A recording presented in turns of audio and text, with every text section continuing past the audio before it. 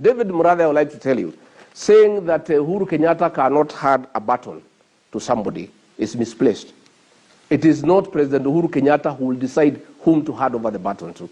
That will be decided by the people of Kenya in a democratic election. The way we decided to give him the presidency and Mwai Kibaki handed over to him. Mwai Kibaki did not hand over to Uhuru Kenyatta because he wanted to. No, a decision was made by the people of Kenya to elect President Uhuru Kenyatta to be president, and Mwai Kibaki, according to the Constitution, had to hand over to him. I would like to advise my friend Sifuna to go and advise his boss to come to the central Kenya region and not to depend on the Murathes and the commanders of this world. You can see what happened. They have been promising him that they will back him for presidency, they will bring him to the region. When he was coming to central Kenya through Githurai and Keno, all the MPs who have been hanging around him switched off their phones.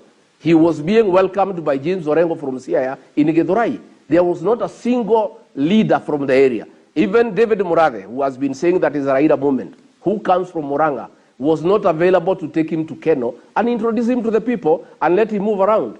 Let Raila Odinga, like any other candidate, come to the people of central Kenya and sell his programs. We shall listen to him. He'll tell us what he has to offer to us. And we must also tell him that if he intends to come, this business of calling the hustlers takataka will not resonate well with the people, because you cannot call people takataka and then you come to talk to them. And that is why there was a bit of discomfort in Githurai, because he has repeatedly been calling the hustler nation takataka. Let me finish by talking about the hustler nation. It is not true what Sivuna is saying about the rich and the poor. Dynasties are not rich people. Hustlers are not poor people. Hustlers are people who have struggled from nothing to something. The fact that you are born in a family that is not known, you start from a kiosk, you own a shop, you own a supermarket, you are a hustler, although you are rich. Rich people are not dynasties. Dynasties are big families that have a history, and they get power or they get money simply because of where they were born and brought up. That is what you call a dynasty. But we have a lot of rich people who are hustlers, who have struggled from nothing. This idea of trying to corrupt the hustler nation, to make it like it's a battle between the rich and the poor, is wrong. It is because these people have realized, as they were waiting to be endorsed, William Ruto moved with the hustler narrative, and now is a movement that you cannot play around with. Is a narrative that is resonating with a lot of Kenyans. And all we are saying is, it doesn't matter who you are, it doesn't matter where you are born, you must be given an opportunity, if you are working hard and praying to God, to sit on the table with those other people who have come from other big families, and you be given an opportunity like everybody else. That is what the hustler nation is all about. I would like to, as I wind up, I would like to remind my friend David Murathe, please stop threatening leaders. You are not elected by anybody yourself. You are there as an appointee who has no mandate from anybody. You keep on threatening people who have gone through an election. These are leaders who campaigned and they won, and they did a lot of hard work. You are just given a position on an interim basis, but you have become such a threat to everybody. You are intimidating everybody. You have no respect for elected leaders, and that is why there is a lot of disquiet in the region. In fact, David Murathe, when the history of Uhuru Kenyatta is written and how he lost his popularity in the Mount Kenya region, you will have a chapter.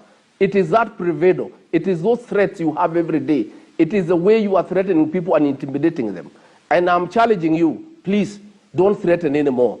Go ahead, expel people from Jubilee. Go ahead, instigate state agencies to be able to harass and persecute elect leaders. All right, or we plead with you, David Murathe, and your people. Please, and we plead with you. The only thing we don't want you to do is to organize political assassinations. That's all we plead with you. The rest you can do, we are ready for it, and we have no problem. I would like to say, this thing of trying to use the DCI to intimidate leaders in Mount Kenya region to abandon William Ruto will not work. And I have said, Murathe, you can do all the things you do, but all we ask you, please don't kill us, don't assassinate us. The rest you can do, we will not abandon William Ruto. We are people who are principled and will go nowhere. And I would like to remind David Murathe, you may think right now things are very good. I want to remind you, when we were with you, before President Uhuru came to power, you are bankrupt. You did not even have a shilling.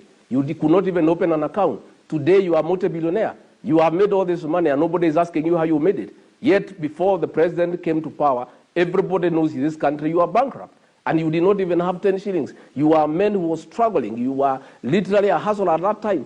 But when the president came to power, you have made deals with the Chinese, you have extorted money from people. Today, you are a very wealthy man, and you are still free. And I can tell you, David Murathe, even when Ruto takes over, we are not going to pursue you. We will let you enjoy your money. Because ourselves, we are not vindictive. When we take over, we are not going to use a criminal justice system to punish people who are disagreeing with us politically. Thank you.